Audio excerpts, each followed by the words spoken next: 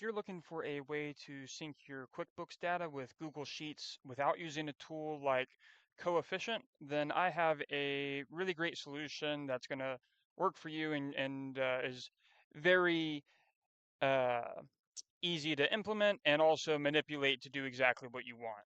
And so essentially, if you're like me, you've probably used Coefficient to try and bring QuickBooks data into Google Sheets, and it just wasn't exactly what you're looking for. I know it can work well for ad hoc reporting here and there, but for ongoing automation or ongoing regular use, it isn't always the best tool for a couple different reasons.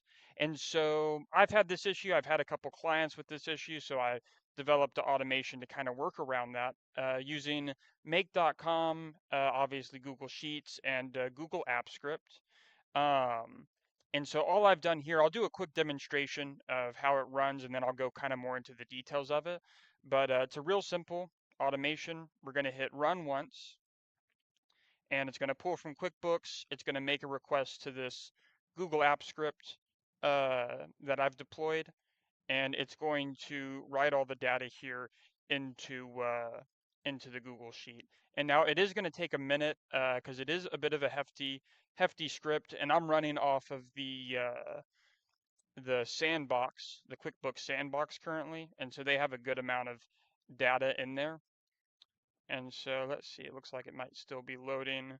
While that is loading, I guess I will go ahead and let you know the QuickBooks transactions, this is one caveat, that you do have to have them confirmed or matched. I know it will show differently depending on your configurations, but transactions that haven't been confirmed or haven't been matched won't pull in from the API. They just don't have an API endpoint for it. That's a QuickBooks limitation.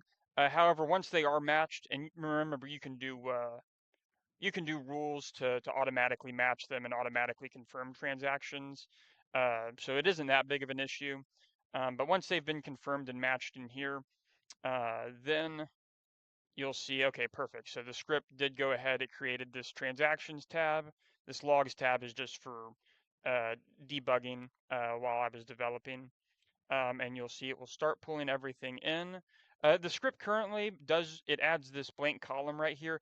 After the script runs fully for the first time, you can remove this first column because it'll match up based off of these header names, and it'll resync your data. And so you can see right now, it's pulling everything in.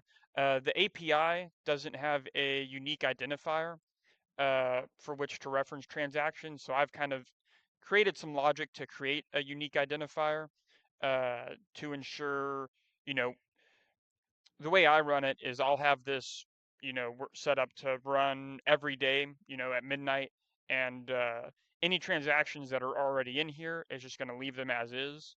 If a transaction is changed, maybe you've made a note on it, it'll update that transaction and pull in the note on that transaction.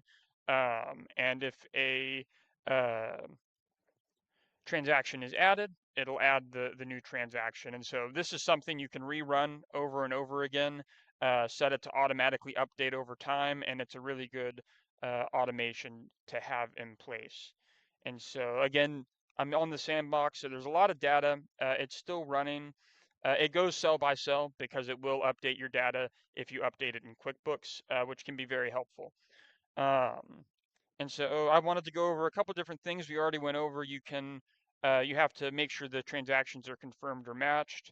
Um, to get the Google App Script to work, first off, I do have in my GitHub repository, I'll have a link to it in the description of the video.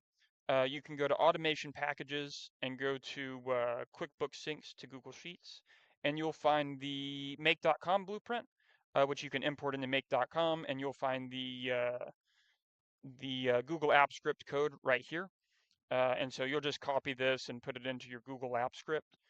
And so that's what this is right here. All you have to do to configure this is in your script properties, you're going to want to set a spreadsheet ID uh, up here. And so, you just edit and put the spreadsheet ID, which will be this value right here. And then whenever you are deploying it, I already have it deployed, but I'll do a new deployment just as an example. you'll execute as you, because you want it to run under your account. It's going to be editing your spreadsheet and whatnot. And you're going to set anyone who has access, you're going to set that to anyone, and you're going to hit deploy. I'm not going to click it because I already have it. Well, actually, yeah, I'll go ahead and deploy it. We'll do test. And so this web app URL is the deployment URL. You're going to copy that. And in here in the make.com automation, I'm going to see if I can force stop this because it's still running. That error, just because I've force stopped it, if you have this running, it'll keep going until it gets finished. There's other ways you can limit the amount of data that comes through if you just want it to be looking back for the past month and whatnot. You can, I think I forgot to configure it for the video. You can set that up right here. But on this make a request module, which again you'll import this blueprint from um, this JSON file in my repository.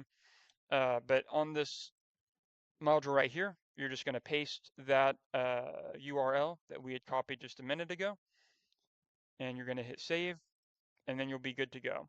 And so it's a real simple automation. I figured I'd share it because I imagine a lot of other people are kind of getting frustrated with the limitations of coefficient and whatnot. And there's plenty of other things you can do with QuickBooks, uh, you know, pulling in invoices, clients, anything like that. You can pull that straight into Google Sheets, just requires some configuration. And so if you have any questions, please feel free to leave a comment. If you are looking for anyone to implement this into your business or into your process, definitely feel free to reach out to me. You can contact me via my website, univium.com. Link will be in the description. I do work as an automation developer full time. So if you have any projects you need help with, reach out. I'll be happy to help. Otherwise, take care.